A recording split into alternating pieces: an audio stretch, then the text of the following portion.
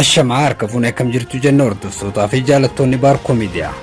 Egaa oduu keenya irraatiis miidiyaa keessan Baarkoo Miidiyaa irraa isiniif qabannee dhiyaanneeti jirra. Kanneen miidiyaa keenyaaf haaraa taatan sabskiraayib godhuudhaan maatii keenya ta'aa isiniin jecha dursa oduu ijooraan eegalla. Kibba Wallootti haleellaa konkolaattota irratti raawwatameen namoonni 5 ajjeefaman. Aangoonni Itoophiyaa duula miidiyaalee walabaa mancaasuu gaggeessaa jiru jedhame. Ugandaan waraana isii humna nagayaa idil-addunyaa Gaazaadhaaf erguu mirkaneessitee jirti. Abdurrahmaan Al-Sayyid nama musliimaa kan yeroo jalqabaatiif seeneetii Ameerikaa irratti dorgommiif dhiyaate ta'eeti jira. Kanneen jedhan matootti oduuti. Amma gama oduu bal'inaatti nachiisin dabarsaa oduu waliin Anjamaal Abdulleeti.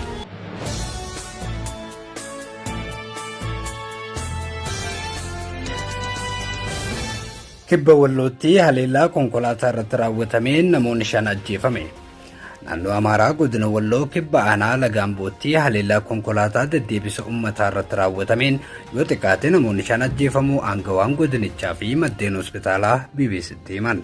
Hoogganaan nageenyaa godinichaa Koomishinar Zallaqaa Allabbaachoo imaltoota konkolaaticha keessa turan keessaa namoonni 3 haleellaa saniin battalumatti lubbuun dabruu BBC'tti hime. Nageenya isaatiif jecha maqaan isaa akka hin dhaawamne barbaadu namoota miidhamanii gara hospitaalichaa dhufan 5 alatti namni tokko ammoo eega lubbuun dabree booda hospitaalicha dhufuun himame. Koomishinarichi finxaalii jechuudhaan yeroo ibsu hidhattoonni faannoo naannichatti namoota nagayaa irraan miidhaa geessaa jiraachuu dubbatan. Aangawaan kunis sababa ajjechaa kanaa yoo ibsan jibba uummata irraa qabanii fi hawaasa naannichaa shororkeessuuf gocha raawwatamanidha jechuudhaan kan isaan dubbatan. Haleellaan kun guyyaa arbaa ganamaa sa'aatii 1:00 irraa hanga sa'aatii 2 jidduutti raawwatamu kan himan hoogganaan nageenya godinichaa. Konkolaataan minibaasii jedhamuun beekamu kun gannateerraa gara Aqaastaa imalaa turuus kaasan. Minibaasiin kun imala irra osoo jiru haleellaan eega irratti banameen booda namoonni 3 battalumatti yoo du'an namoonni 5 ammoo miidhaan irra ga'uudhaan hospitaala seenuu qondaalli nageenyaa kun himee jira. Hospitaalichatti lakkoofsi namoota lubbuudhaan dabranii gara 5tti ol guddatee jiraachuutu himame. Imaltoonni du'anis ta'ee kanneen madaa'anis haleellaa kanarraa kan ka'ee rasaasaan ta'uu fi yeroo qaamoleen nageenyaa naannicha ga'anitti kanneen haleellaa kana raawwatan bakkichaa miliqaniitii jiran. Eega haleellaa kanaatiin booda garuu daandicharra sochiin idilee itti fufee jiraachuus eeruun maddi hospitaala Aqaastaa BBC'tti wayita himan. Kanneen miidhaman keessaa namni tokko ammallee hospitaalichatti yaala argachaa jiraachuu himan. Miidhamtoonni kaanis yaala argatanii ba'uun isaanii akkuma jirutti warri hafan ammoo yaalii fooyyeerraa akka jiran dubbatan. Waa'ee haleellaa kanarratti BBC'n hidhattoota faannoo naannicha keessa socho'an irra deebiin gaafachuudhaaf yaaliin inni taasise akka isaaf hin milkaa'in hime. Naannoo Amaaraatti waraanni hidhattootaa fi qaamolee nageenyaa mootummaa jidduutti deemu amma waggaa 3 caalee jira. Dhaabbileen mirga namummaa sababa wal waraansa naannicha keessatti deemaa jiru kanaatiin ajjeechaa murtii malee miidhaan lammiilee nagayaa irra gahu, hidhaan seera malee fi yakki gudeettii mancaatii fi saamichi qabeenyaa akka raawwatamaa jirus ibse. Kana malees rakkoo nageenyaa naannicha keessa jiru kanaan wal qabatee yeroo adda addaatti konkolaattotaa fi imaltoota irratti haleellaan irra deddeebiin mul'achaa jiraachuu ifoomsee jira. Kan gabaase BBCdha.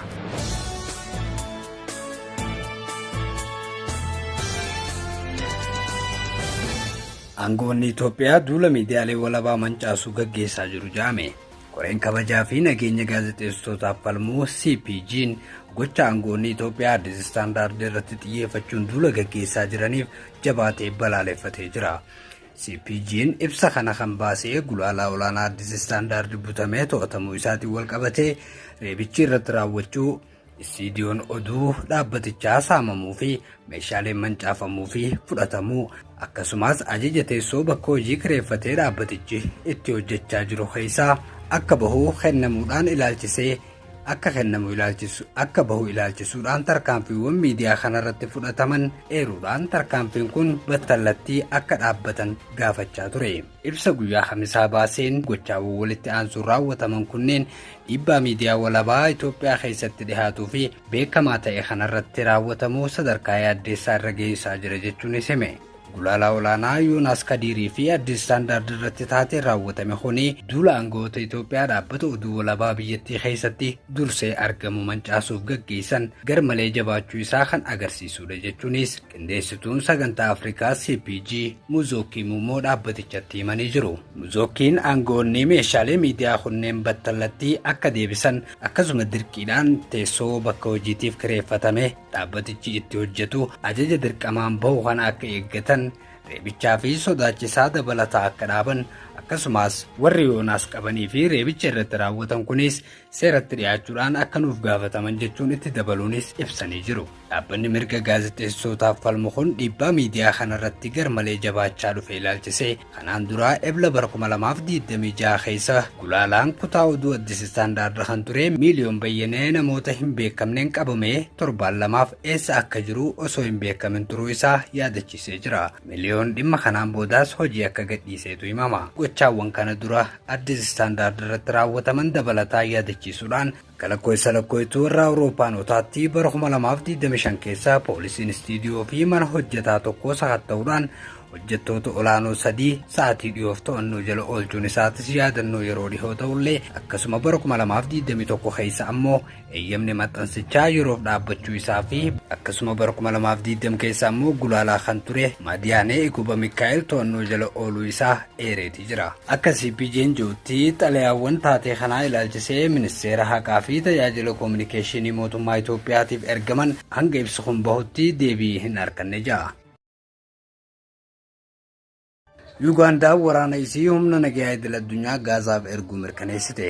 Aangoonni Yuugaandaa waraana biyyattii gama Gaazaatti erguudhaan humna waraana idil addunyaa kan boordii nageenyaa Board of Peace jedhamu pireezidaantii Yuunaayitid Isteetsi Doonaald Tiraampiin dhihaate keessatti hirmaachuuf guyyaa Kamisaa eeyyama mana marii gaafataniin argachuun gabaafame. Humnoonni kunneen waraana suukanneessaa Israa'elii fi Haamaas jidduutti gaggeeffameen booda nageenya naannichaa eegsisuuf kan ergaman ta'us ifoomee jira. Koora mana marii keessatti murtii milkaa'inaan dabre kana kan dhiyeessan ministeera ittisaa yoo ta'an kunis Yuugaandaan humna nageenyaa fi tasgabbii idil addunyaa kan Gaazatti makamuudhaaf fedha qabaachuu isii ifatti kan beeksiftee ta'uu isiiti. Morokoonis ergama kanaaf waraana erguuf waadaa galtee jirti.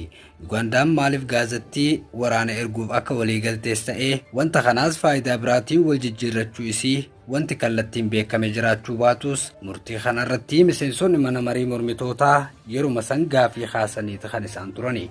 Miseensota mana marii keessaa tokko kan ta'e Hassan Kiruumiraa akka jedhutti waraana erguun kun biyya miseensa dhaabbata tumsa Islaamaa yaaddoo dippiloomaasii kan kaasudha jechuu isaanii dhaabbanni oduu Associated Press gabaasee jira.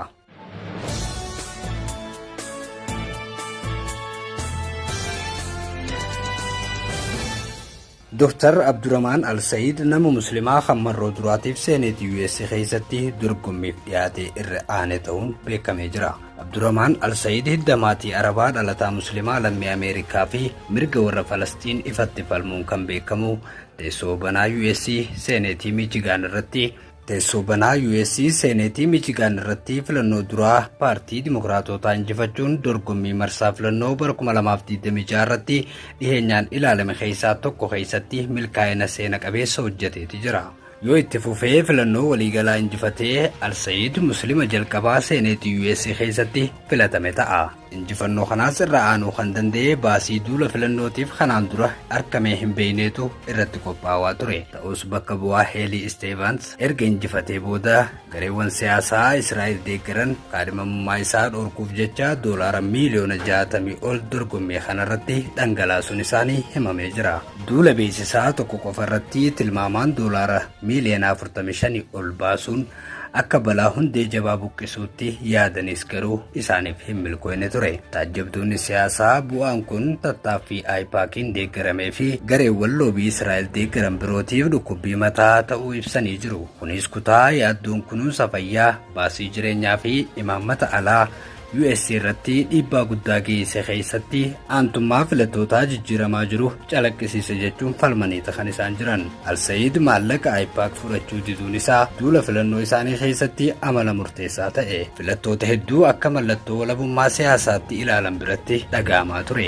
Filannoo waliigalaa irratti injifannoo ni mirkaneessa moo waltajjii duula filannoo isaanii waliin wal simuudhaan bulcha kan jedhu yoo ta'u, bu'aan jalqabaa kun amma dura baasii guddaa dhaabbileen siyaasaa Israa'el deeggaran kana booda milkaa'ina filannootiif wabii akka hin taane ta'eeti ilaalamaa jira.